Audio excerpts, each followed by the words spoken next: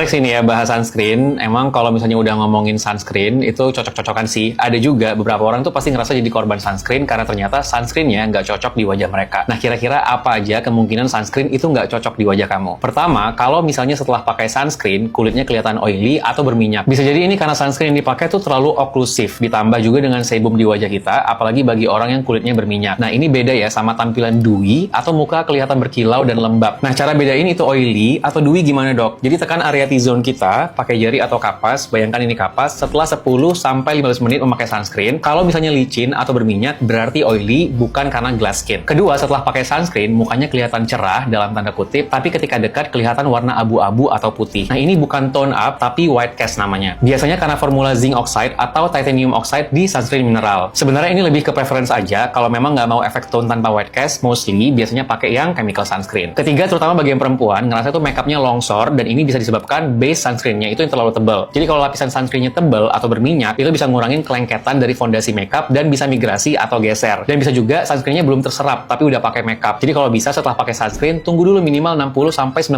detik atau sampai permukaan wajah nggak lengket pas disentuh sebelum pakai makeup. Dan yang terakhir, rasanya muka kelihatan patchy atau nggak rata karena sunscreen susah di blend. Ini biasanya sunscreen dengan partikel fisik atau mungkin formulanya mudah numpuk. Jadi harus cari sunscreen yang cocok di blend kalau itu jadi masalah buat kamu. Kalau aku boleh kasih rekomendasi juga, ini sunscreen Pond's UV Miracle. Ada salah satu variannya yang matte variant ini, itu ada kandungan BHA dan juga niasorcinol yang teksturnya ringan, nggak lengket, dan juga cepat nyerap. Nggak white cast, tapi tetap ada SPF 50 sama PA+4 yang bisa ngelindungin dari sinar UVA dan juga UVB, jadi kulit kita juga tetap terlindungi dari sinar matahari. Plus nggak khawatir juga makeupnya bakal longsor atau bakal patchy di wajah. Semoga bermanfaat.